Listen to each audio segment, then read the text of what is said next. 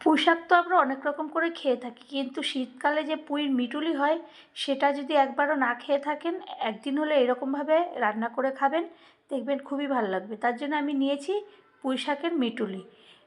এইগুলোকে আমি ভালো করে ধুয়ে পরিষ্কার করে আর কেটে নেব। নমস্কার বন্ধুরা, বং কিচেন নতুন একটা রেসিপিতে আপনাদের স্বাগত জানাই। আমি যে রেসিপিটি করব সেটি চিংড়ি মাছ দিয়ে পুঁই মিটুলির একটা চচ্চড়ি। তো কড়াই আমি এদিকে বসিয়ে দিয়েছি, সর্ষের তেল বসিয়েছি।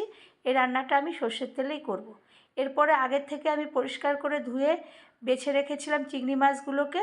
সেই মাছগুলোকে লবণ আর হলুদ মাখিয়ে আমি এক বাটি চিংড়ি মাছ ভালো করে তেলের সঙ্গে একটু ভেজে নেব।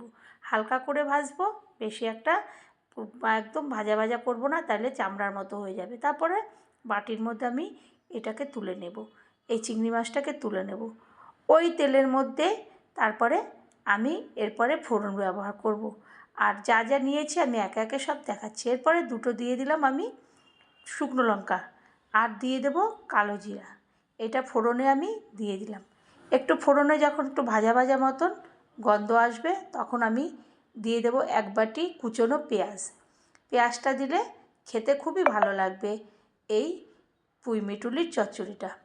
পেঁয়াজটা একটু ভাজা ভাজা হয়ে গেলে আমি ওর মধ্যে দিয়ে দেব আমি সরু সরু করে কেটে রেখেছিলাম লম্বা লম্বা করে আলু, সেই আলুগুলোকে কেটে রাখবো। এখানে একটু সরু সরু করে আলু দিলেই ভালো লাগবে, বেশি মোটা করে দিলে পুঁই মিটুলির সঙ্গে খাপ খাবে না। এরপরে দিয়ে দেব আমি কাঁচা মিঠা কুমড়ো। আমি এরকম ছোট ছোট করে কেটে নিয়েছিলাম, সেইগুলোকে দিয়ে পেঁয়াজ আলুর সঙ্গে ভালো করে এটাকে আমি কষিয়ে নিচ্ছি। একটু ওটা যখন মজে আসবে, তখন ওর মধ্যে আমি কাঁচা লঙ্কা চিড়ে রেখেছিলাম, সেইগুলো দিয়ে দেব। কাঁচা লঙ্কাটা এখন দিয়ে দিলে বেশ তেলের সঙ্গে কাঁচা লঙ্কাটা ফুটবে, এবার ভাজা ভাজা হয়ে একটু ঝাল ঝাল মতো হবে। এরপরে আমি দিয়ে দেব ওর মধ্যে শিম। একে একে সমস্ত উপকরণগুলো দিয়ে দেব। এইভাবে শিম দিয়ে আমি কষাতে থাকবো।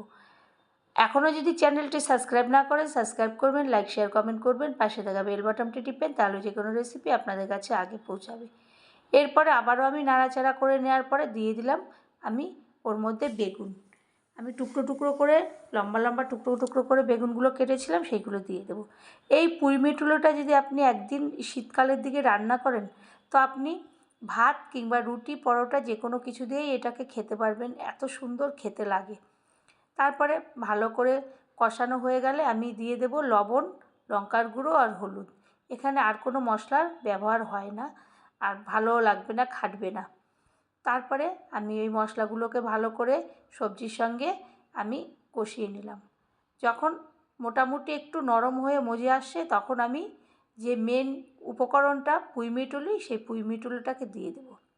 পুঁই মিটুলিটাও একটু মজে গেলে দিয়ে দেব চিনি। চিনিটা দিলে স্বাদের ব্যালেন্সটা ঠিকঠাক থাকবে, খেতেও ভালো লাগবে।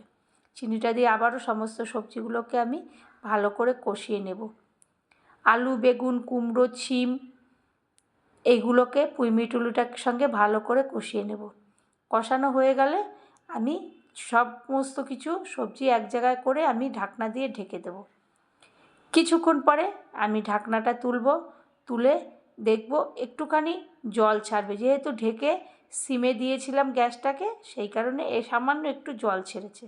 তখন আমি বাড়িয়ে ভালো করে জলটাকে টানিয়েও নেব, আর আমার সবজিটা এদিকে ভালো করে সিদ্ধ হয়ে যাবে। সেই সময় আমি দিয়ে দেব চিংড়ি মাছটা যে ভেজে রেখেছিলাম, সেই মাছটাকে। এবার মাছটাকে ভালো করে ওই সবজিগুলোর সঙ্গে ভালো করে মিশিয়ে নেব। মিশিয়ে আমি সুন্দরভাবে নাড়াচাড়া করে, জলটাও শুকিয়ে গেছে আর এইটাও শুকিয়ে চচ্চড়িটা একদম ঠিকঠাক মতন হয়ে গেছে।